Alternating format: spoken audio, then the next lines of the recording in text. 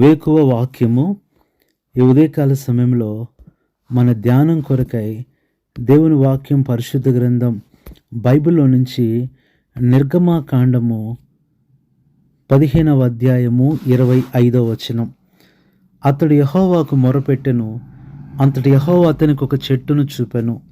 అది నీళ్ళలో వేసిన తరువాత నీళ్లు మధురములాయెను. అది ఆ నీళ్ళల్లో వేసిన తరువాత నీళ్లు మధురములాయెను. మన జీవితంలో ఎలాంటి ఆహారమైనా తీసుకోగలమేమో కానీ నీళ్లు మధురంగా రుచిగా లేకపోతే మనం త్రాగలేము. నీళ్లు అనేవి మన జీవితానికి సాదృశ్యంగా ఉన్నాయి. నీళ్లు మానవ జీవితంలో ఎంత ముఖ్యమో అలాంటి ముఖ్యమైన పరిస్థితులు కూడా నీళ్లకు సాదృశ్యంగా ఉంటున్నాయి. అలాంటి పరిస్థితులు, అలాంటి జీవితాలు ఈ దినాన అనుకోని రీతిగా చేదైపోతున్నాయి. కొంతకాలం బాగా జరిగిన ప్రయాణాలు, మన జీవితంలో బాగా సాగిన పరిస్థితులు ఒకేసారి చేదైపోయినప్పుడు అక్కడ ఎలాగైతే ప్రజలు తాగలేక ఇబ్బంది పడుతూ వచ్చారో మనం కూడా అనేకసార్లు ఇబ్బంది పడుతూ ఉంటాం. ఒకవేళ ఈ దినాన నువ్వు కూడా చేదు అనుభవంలో జీవిస్తున్నావేమో, నీ కుటుంబం నీకు చేదైపోయిందేమో, నీ బిడ్డలు నీకు చేదైపోయారేమో. కొన్నిసార్లు భర్త భార్యకు చేదైన పరిస్థితిలో, అలాగే భార్య భర్తకు చేదైన పరిస్థితిలో, కొన్నిసార్లు కుటుంబంలో అందరూ చేదుగా అనిపించవచ్చు. కొన్నిసార్లు మనం చూసినట్లయితే మన ఉద్యోగమే చేయలేనంత చేదైపోతుంది. కొంతమంది విద్యార్థులకు వారు చదివే చేదైపోతుంది. అలా చేదుగా ఉంది కదా అని వదిలేసి పడేసి మనము చేయలేము, కానీ మార్చుకునే అవకాశం ఉంది. అక్కడ నీళ్లు వాళ్ళు పారబోసి వేరే నీళ్ళు అడగలేదు, కానీ అవే నీళ్ళల్లో అక్కడ దైవజనుడు దేవుడు చెప్పినట్లు ఒక చెట్టును వేసినప్పుడు ఆ నీళ్లు మధురమైపోయాయి. ఆ చెట్టు ఎవరు? ప్రభువైన యేసుక్రీస్తు. ఆయన ప్రతిసారి కూడా మన కొరకై ఎలాంటి రూపంలో రావాలన్నా అలాంటి రూపంలో కొన్నిసార్లు ఆయన ఎంతో తగ్గించుకొని కొన్ని పదార్థాలుగా కూడా నీ జీవితాన్ని మధురంగా మార్చాలని ఇష్టపడుతున్నాడు. ఎలీషా దినాల్లో కూడా ఆ కుండలో విషమున్నప్పుడు పిండి వేసినప్పుడు ఇక జబ్బు కనపడలేదు. ఆయన పిండిగా కనపడ్డాడు. ఇక్కడ ఈ నీళ్ళల్లో చెట్టుగా కనపడుతూ వచ్చాడు. ప్రియ సహోదరుడా, సహోదరి, నీ జీవితాన్ని మధురంగా మార్చడానికి ఆయన అందుబాటులోకి వచ్చేసాడు. అందుకనే పరిశుద్ధ గ్రంథం బైబిల్లో నుంచి మనం చూసినట్లయితే ఆయన ఎలా మనకు కనపడుతున్నాడు అంటే, దేవుని వాక్యం రోమా 15:12లో యెషీలో నుండి వేరు చిగురు. ఇక్కడ రెండు విషయాలు. మొట్టమొదటిగా ఆయన మనకు వేరుగా దొరుకుతున్నాడు. ఆ వేరే నీ జీవితాన్ని మధురంగా చేయగలదు. రెండవది, ఆయన నీకు నాకు చిగురుగా దొరుకుతున్నాడు. ఆ చిగురు మన జీవితాన్ని రుచిగా చేయగలదు.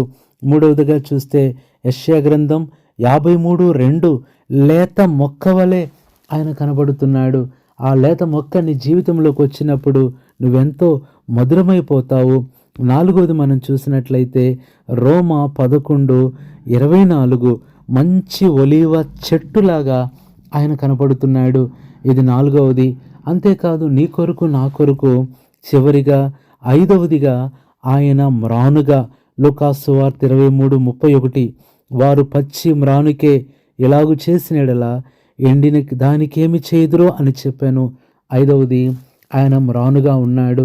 ఇశ్రాయేళ్ల యాత్రలో 5వ స్థలమైన మారా దగ్గర ఆ 5 అనే అనుభవంలో ఈ దినాన ప్రభువు కూడా నీ జీవితాన్ని, నీ పరిస్థితులను మధురంగా మార్చడానికి ఆయన సిద్ధంగా ఉన్నాడు. వేరుగా కనపడుతున్నాడు.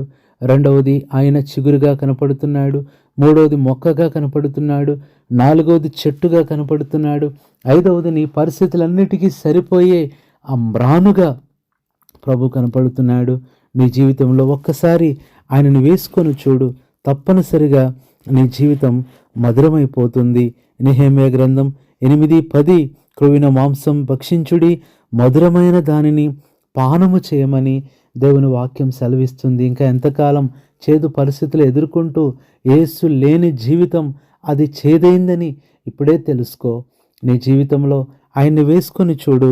పరమగీతము 1:2 ఆయన ప్రేమ ద్రాక్షారసము కన్నా మధురమైనది. జకర్యా 1:13లో ఆదరణ అయిన మధుర వచనములతో ఆయన ఉత్తరం ఇస్తాడు. ఈ దినం ప్రియ సహోదరుడా, సహోదరి, నీ మారాన్ని మధురంగా మార్చగల దేవుడు ఉండగా మార్చుకోకుండా ఎందుకు ఇంకా నువ్వు ప్రయత్నం చేయటం లేదు? ఎందుకు నిర్లక్ష్యం చేస్తున్నావు? ఎందుకు ఆలస్యం చేస్తున్నావు? అక్కడ ఇశ్రాయేలీలు ఆ నీళ్లు చేదుగా ఉన్నాయి కదా అని చెప్పని ఒకవేళ కనుక వారు కనుక ఆ నీళ్లు తాగకుండా, ఆ నీళ్ళ గురించి ఏం చేయకుండా ఉంటే ఒకవేళ వారు చనిపోయేవారేమో.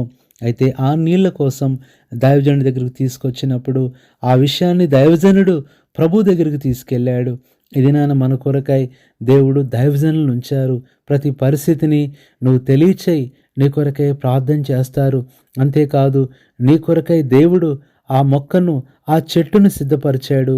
ఆయనే ప్రభువైన యేసుక్రీస్తు. ఆయన ఎలాంటి పరిస్థితి అయినా సరే, అంటే ఇక్కడ వేరు నుంచి మ్రాను వరకు ఈ 5 రకాలుగా ఆయన ఎలా కనపడుతున్నాడంటే అలా కృపలాగా కనపడుతున్నాడు. అంత మాత్రమే కాదు, ఆయన చిన్న వేరు, చిన్న సమస్యల్లో నువ్వు వేసుకోవచ్చు. ఆ తర్వాత చిగురు ఇంకొంచెం పెద్ద సమస్యల్లో ఆయన వేసుకో. మూడవది మొక్క, ఇంకా పెద్ద సమస్యలు ఉన్నప్పుడు ఆ మొక్కను వేసుకో. ఒకవేళ భరించలేని సమస్యలంటే ఆయన చెట్టుగా కనపడుతున్నాడు, అందులో వేసుకో. ఇంకా భయంకరమైన చెప్పలేని సమస్యల్లో ఉంటే నీ కొరకు ఆయన మ్రానులాగా కూడా అందుబాటులో ఉంటున్నాడు. అక్కడైతే చెట్టును తీసుకొచ్చి వేశారు, కానీ ఇక్కడైతే ప్రభువే తనకు తానే వచ్చి నీ సమస్యలో నిలబడి నిన్ను మధురంగా చేయాలని ఆయన ఇష్టపడుతున్నాడు. ఈ రోజునే ఆ ప్రభువును హృదయంలో చేర్చుకొని ఒకవేళ విడిచిపెట్టావేమో. అంతేకాదు ఆయనతో సహవాసం ఎలా ఉంది, ఆయనతో ఎట్లా నువ్వు నడుస్తున్నావు? ప్రియ సహోదరి, ఆయనకు దూరమైతే జీవితము చేదైపోతుంది. ఆయన సమస్య ప్రతిదీ కూడా తీర్చేవాడు. ఆయన కష్టము ప్రతిదీ కూడా మధురంగా మార్చేవాడుగా ఉంటున్నాడు. ఏ ఉదయకాలం ఆ ప్రియ ప్రభువు నీ జీవితంలోకి వచ్చి నీ ప్రతి పరిస్థితిని, అంతేకాదు ప్రతి దినమును ఎదుర్కొంటున్న చేదు అనుభవాలు ఈరోజే మధురంగా చేసి మధురమైన అనుభవాలతో నేను నడిపించినట్లుగా నీ కొరకై ప్రార్థన చేస్తాం.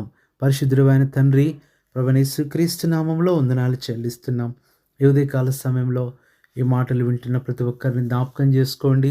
ఎలాంటి చేదు పరిస్థితులు ఎదుర్కొంటున్నారో ప్రతి చేదు అనుభవాన్ని మధురముగా మార్చి సహాయం చేయమని ప్రభువైన యేసుక్రీస్తు నామంలో ప్రార్థిస్తున్నాము తండ్రి, ఆమేన్. మన తండ్రి అయిన దేవుని ప్రేమ, ప్రభువైన యేసుక్రీస్తు కృప, పరిశుద్ధాత్మన్యోను సహవాసం మనందరికీ సదాకాలం తోడైండి నడిపించునుగాక, ఆమేన్. ప్రభునందు ప్రియమైన సహోదరి, సహోదరుడా, ప్రతి దినము వేకువ వాక్యము అనే వర్తమానాల ద్వారా ప్రభు నీతో మాట్లాడుతుండగా దేవుని వాక్యాన్ని వినండి. వాక్యాన్ని హృదయంలో భద్రపరుచుకున్నప్పుడు వాక్యమే మనల్ని నడిపించి, వాక్యమే మిమ్మల్ని బలపరిచి, ఆదరించి, సహాయం చేసి ఈ వాక్యమే మీకు గొప్ప విజయం ఇస్తుంది. కాబట్టి ఈ దినము కూడా ఈ వాక్యము ద్వారా దేవుడు మిమ్మల్ని బలపరిచాడని నమ్మి ప్రభువును స్తుతిస్తున్నాను. మీ అందరికీ యేసు ప్రభు నామములో వందనాలు. Praise the lord.